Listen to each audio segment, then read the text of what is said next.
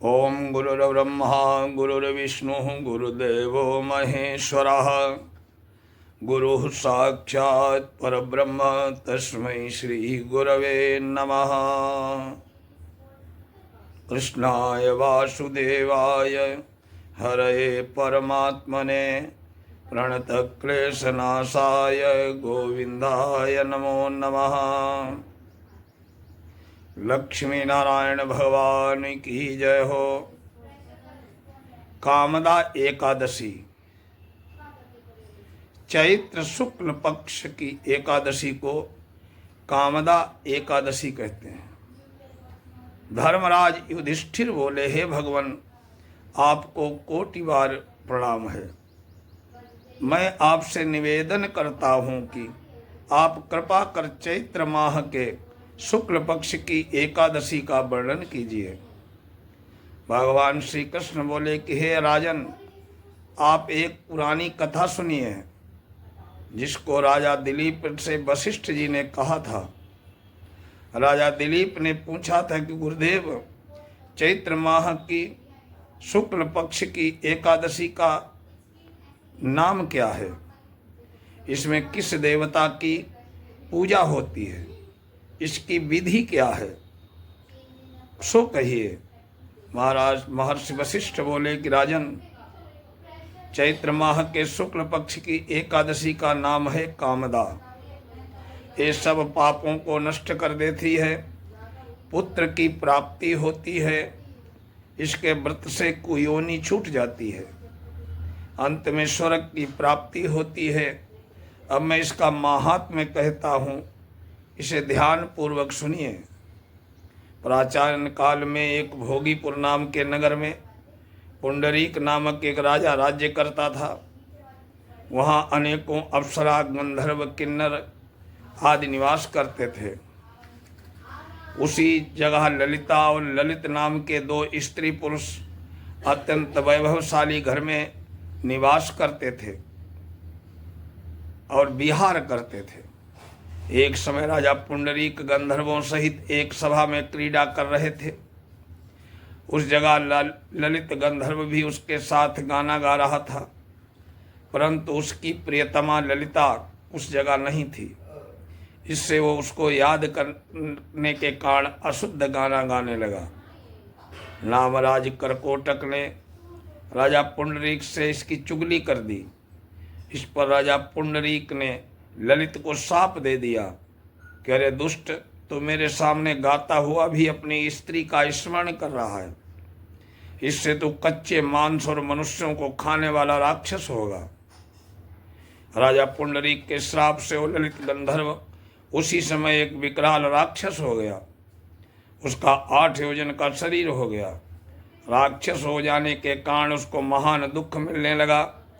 वो अपने कर्म का फल भोगने लगा।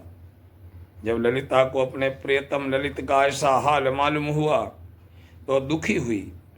सदैव अपने पति के उद्धार के लिए सोचने लगी कि मैं कहाँ जाऊँ, क्या करूँ। एक दिन वो घूमते घूमते विंध्याचल पर्वत पर गई। उसने उस जगह श्रृंगी ऋषि का आश्रम देखा। वो शीघ्र ही उस आश्रम में गई और ऋषि के सम्मुख जाकर विनय करने लगी। उसे देखकर ऋषि श्रृंगी बोले कि हे सुभगे, तुम कौन हो, यहाँ किस लिए आई हो? ललिता बोली, हे मुनि, मैं वीरधन्वा नामक गंधर्व की कन्या ललिता हूँ।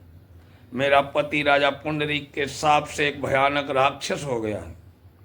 आप राक्षस से उनसे छूटने का कोई उपाय बतलाइए। श्रृंगी ऋषि बोले कि अरे गंधर्व कन्या ललिता, अब चैत्र माह के शुक्ल पक्ष की एकादशी आने वाली है। उसका नाम कामदा एकादशी है। उसके व्रत करने से मनुष्य के समस्त पाप नष्ट हो जाते हैं और सभी कार्य शीघ्र ही सिद्ध होते हैं। हेतु उसके व्रत के पुण्य को अपने पति को दे देती है तो शीघ्र ही राक्षस योनि से छूट जाएगा। मुनि के वचनों को सुनकर ललिता ने आनंद पूर्वक उसका व्रत किया। द्वादशी के दिन ब्राह्मणों के सामने अपने व्रत का फल अपने पति को देने लगी। भगवान से इस प्रार्थना करने लगी कि हे प्रभु, मैंने जो व्रत किया है उसके पुण्य से मेरे पति राक्षस योनि से शीघ्र ही छूट जाएं।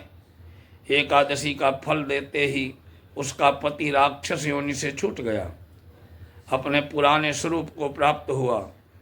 वो पहले की भांति ललिता के साथ विहार करने लगा। कामदा एकादशी के प्रभाव से वो पहले की भांति अब अधिक सुंदर हो गए। पुष्पक विमान पर बैठकर स्वर्गलोक को चले गए। राजन इस व्रत को विधिपूर्वक करने से सब पाप नष्ट हो जाते हैं। इसके व्रत से मनुष्य ब्रह्म हत्या आदि के पाप और राक्षस की योनि से भी छूट जाते हैं। इसकी कथा अथवा महात्म के सुनने और पढ़ने से वाजपेयी यज्ञ का फल मिलता है। मनुष्य अपने सुखों का चिंतन करे, ये बुरा नहीं है, किंतु समय ऐसा चिंतन मनुष्य को उसके कर्तव्यों से विमुख कर देता है, जिससे घोर कष्ट भोगने पड़ सकते हैं। गंधर्व ललिता ने भी राक्षस होकर घृणित कार्य किए कष्ट भोगे, किंतु भगवान विष्णु की कृपा से भगवान की कृपाओं का कोई अंत नहीं है। वो मनुष्य को उसका मनचाहा फल देते हैं, किंतु जब मनुष्य स्वयं कर्म को करे और उसका फल किसी और को अर्पण करे तो इसका एक कर्म तब से भी अधिक प्रभावशाली होता है और पुण्य दान करने वाला देवतुल्य हो जाता है। श्री पद्म पुराणे एकादशी महात्म्य कामदा एकादशी महात्म्य कथा। बोलिए लक्ष्मीनारायण भगवान की जय।